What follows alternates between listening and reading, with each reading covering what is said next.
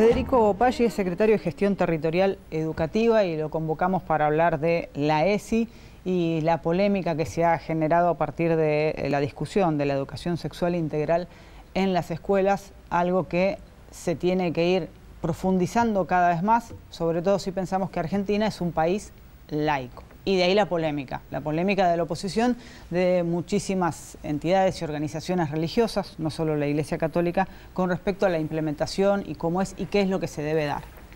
En esa discusión es el Estado el que define cómo, qué y cuándo. ¿Cómo le va, Paggi? Buenas noches. Buenas noches, ¿qué tal? Muchas gracias por invitarnos. Bueno, yo marcaba esto para arrancar esto de la discusión. Digo, Argentina es un país laico. Y las definiciones sobre qué, cómo y cuáles son los currículas que se dan en los establecimientos educativos públicos y privados es una definición del Ministerio de Educación de la Nación y de los ministerios de las provincias.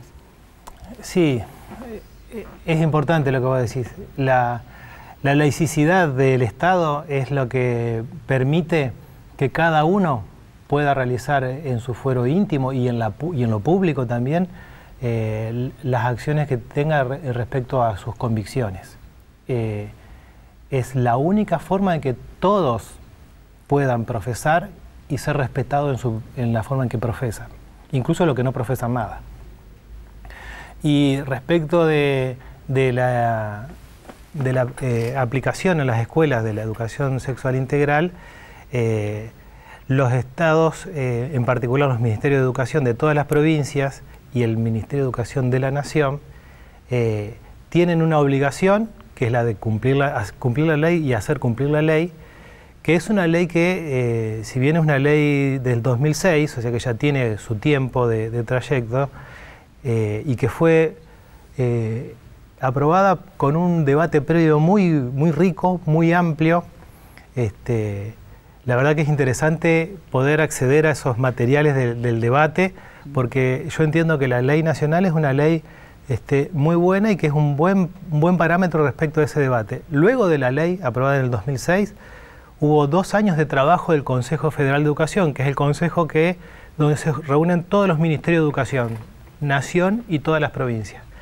Esos 2 años de debate fueron de construcción de los contenidos que debe trabajar cada escuela respecto de educación sexual integral.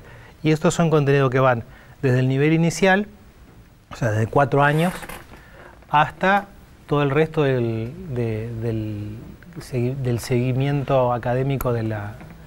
Una aclaración que me parece oportuna hacer. ¿Cuál es la diferencia entre educación genital y educación sexual integral? Porque digo, hasta la ley de educación sexual, en las escuelas había educación genital. Claro, bueno, la educación genital es una educación absolutamente restringida a lo biológico, a lo anatómico y fisiológico, que está obviamente incluido dentro de ESI, por supuesto, pero... es una característica más dentro de la ESI. Sí, pero está absolutamente restringida a una parte, digamos, a la anatomía, a la fisiología, cómo funciona y cuáles son los cambios que se producen en un ser humano respecto de la maduración de los órganos genitales y el aparato reproductor. Pero el tema es que no abordaba todas las otras cuestiones que tienen que ver con lo social, con lo psicológico, con lo sociológico, con la identidad de género, con la cultura que nos rodea y que nos hace, y con lo afectivo, que es una cosa muy particular que sí trabaja la ESI, pero no lo trabaja porque viene a hacer algo distinto, sino que lo trabaja porque lo toma de cómo trabajaban ya las escuelas de manera no formalizada, que es este tema de participar en la escucha y a partir de la escucha prevenir algunas cosas. Y voy a ser bien concreto. Que la ESI plantee que hay que hacer un trabajo respecto de la afectividad implica, por ejemplo, que nosotros trabajemos en las escuelas, en los jardines infantes y en las escuelas primarias respecto de qué es un secreto y qué no es un secreto. ¿Qué instancia, cuándo una caricia es afectiva a cuándo pasa a ser una situación abusiva? Cuando somos niños o niñas de 4 o 5 años y alguien nos dice, esto lo vamos a mantener en secreto, porque es un juego entre nosotros dos, qué cosas se deben mantener en secreto, qué cosas deben saber mamá y papá o el abuelo. Del hecho de trabajar esto concretamente en jardines de infantes, en escuela primaria y en los talleres que hemos hecho en secundaria, aparece el relato de los protagonistas del lado de las víctimas de abusos. Qué impresionante. Yo creo que esto es fundamental, porque hemos escuchado muchas cosas estos últimos días. Hemos escuchado agravios, hemos escuchado cosas que no suceden, y a mí me parece importante poner arriba de la mesa la situación, la historia de miles de víctimas que por primera vez encuentran el espacio para romper el silencio y poder hablar. Usted menciona cosas falsas. Durante la discusión del aborto hubo argumentos falsos para oponerse a la implementación de la ley. Uno de ellos era: se va a obligar a todas las mujeres a abortar. Claro. Mentira, absolutamente mentira. Se daban las opciones y cada uno elige, ¿no? Mi cuerpo, mi decisión. No se impone nada. En esto de la educación sexual integral, hay algunas personas que, por ejemplo, decían: se va a obligar a los niños o a las niñas a ser homosexuales. Son argumentos falsos que se tiran así alegremente, cuando en realidad lo que se da en las escuelas son las opciones. Después la elección es individual y nadie avanza sobre la decisión individual de, por ejemplo, me cuido con pastilla anticonceptiva, me cuido con DIU, me cuido con preservativo o me cuido con la tablita.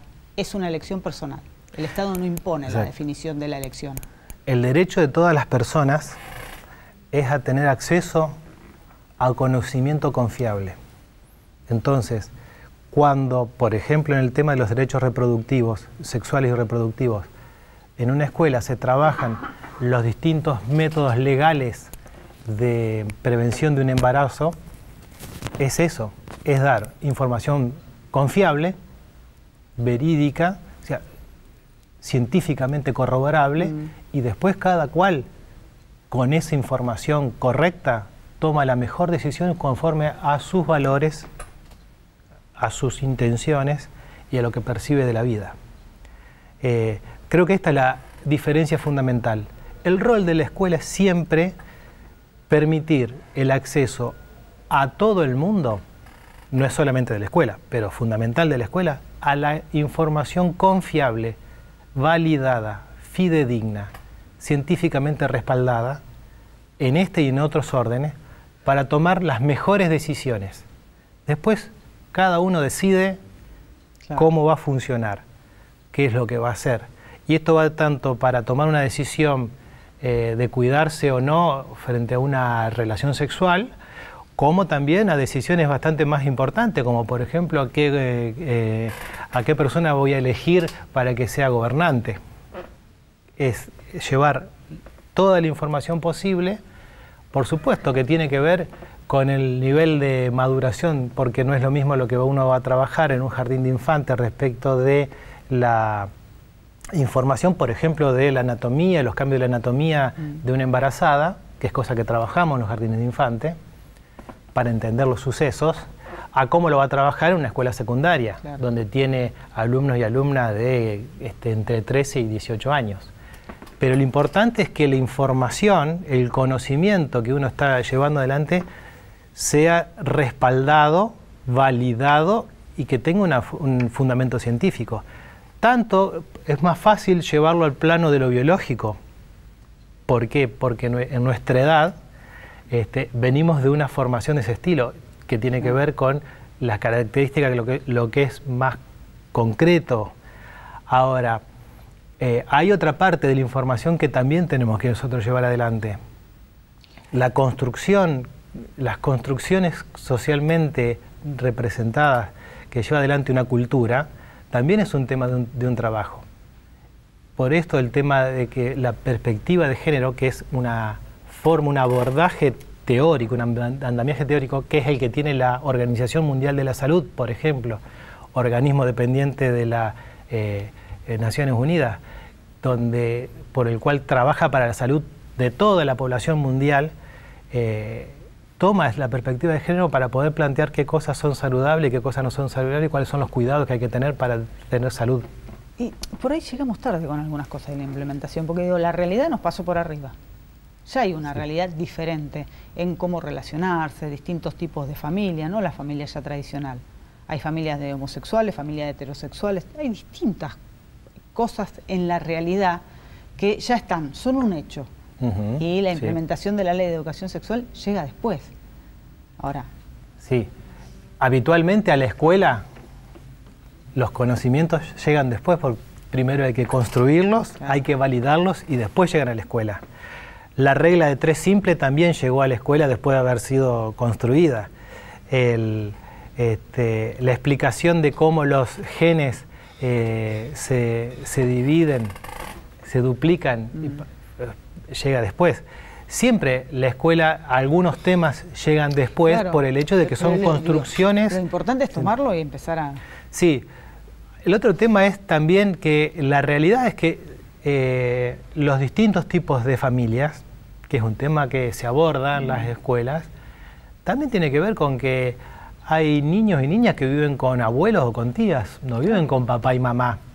No, o que la mamá rehizo su vida y su papá también, claro, y tienen 2 hogares diferentes. El tipo de familia, la familia tipo, mamá, papá, un nene y una nena, es un modelo construido en una época que no representaba a lo que era el grueso de las familias, pero un modelo construido en una época culturalmente solamente para el hemisferio occidental del mundo, como una forma para poder abordar esto tanto en la escuela como en el resto del paquete cultural de una sociedad. Pero la verdad es que nosotros hemos tenido familias numerosas, las tenemos ahora y las hemos tenido mis abuelos. La familia de mi abuelo, la más pequeña tenía 12 miembros, la otra tenía 16 miembros. Entonces, evidentemente también el modelo construido de la familia tipo de 4 integrantes es un modelo impuesto culturalmente para la discusión nada más. Después pasan las cosas que pasan. Después, claro, un grupo de chicos y chicas viven con gente que no son estrictamente hablando de los padres biológicos, o viven con las familias ensambladas. Hay situaciones en las cuales hay muchísima más movilidad de familias. Este tema de familia ensamblada, familia ampliada, que por otro lado no son conceptos libres. También están estos conceptos identificados y reglamentados en leyes que protegen a los niños, a las niñas y a los adolescentes. Cuando ante una situación el Estado debe tomar en consideración a un niño, o una niña, o un grupo, y retirarlos de un lugar donde están viviendo y ponerlos a la salvaguarda en otro espacio, lo primero que tiene que observar es la familia en un concepto ampliado, o sea, los lleva con alguna tía, con un tío, con un abuelo, busca donde reinsertarlos dentro de este concepto de familia ampliada, claro, que no es un concepto nuevo para las leyes, pero claro, no es para nada nuevo. No, y ya, digamos, hay una realidad que es así, que los chicos los perciben así, que es distinta de como nosotros lo pensábamos en su momento, y que está naturalizada además. No tienen una visión crítica los chicos sobre esto. Porque nadie nace discriminando. La discriminación se aprende también, lamentablemente se aprende. Claro. Se enseña y se aprende. Última y para cerrar, ¿por qué cree que se tiran argumentos falsos, mentirosos, para cuestionar la implementación de la ley de educación sexual integral? Porque no están de acuerdo con todo el resto de los conceptos. Ese es el tema. Porque la ley de educación sexual integral lo que reúne son 5 líneas de acción que nos hacen a todos más libres, que nos permiten a todos ejercer mejor la libertad con conocimiento. Ejercer la libertad solamente es posible con conocimiento y con conocimiento validado. El tema de pensarnos en una sociedad donde respetemos no solamente porque nos dice papá o mamá que hay que respetar, sino porque además aprendemos el porqué de la razón del respeto y las implicancias positivas que tiene el de conocernos, conocer a los otros y reconocernos en una vida en sociedad, nos hace mucho más libre para tomar todas las decisiones. Y evidentemente hay algunos espacios que no consideran que esto sea válido, que las personas podamos tomar las decisiones que mejor entendamos a nosotros mismos, nos representan. Hay espacios que consideran que hay una vía de comunicación que se lleva, que tiene una sola dirección, baja, de arriba hacia abajo. Me parece que esa es una cosa fundamental, porque nosotros vimos en poco tiempo cambios en la comunicación. A principios de año se debatía el aborto en las cámaras nacionales y había quienes decían no hay que permitir el aborto legal, en todo caso lo que hay que hacer es tener ESI trabajando en todas las escuelas. Y hoy resulta que tampoco es ESI, ahora queremos educación sexual, pero que no sea integral. Y el próximo paso es que no haya nada. Me parece que esto hay que verlo. Yo no digo que sea la globalidad, creo que hay algunos espacios que son muy autoritarios. Sí, sí, y que han salido fuertemente a cuestionar. Que entienden la lógica desde ese lugar, entienden la vida desde ese lugar.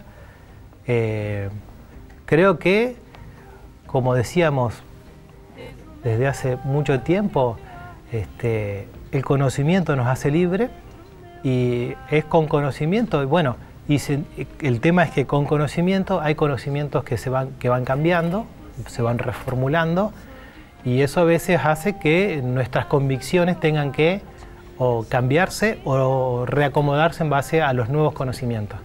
Y hay algunos espacios que son muy refractarios al ingreso de nuevos conocimientos. Algunos, no digo todos, hay oposiciones que tienen que ver con algunas concepciones que son absolutas, que todos los planteos tienen su espacio para poder hacerlo. De hecho, yo lo decía antes, ¿no? En el 2006 hubo un debate muy grande donde participó un montón de gente. Este año hubo muchísimo debate. A mí me parece importante el debate.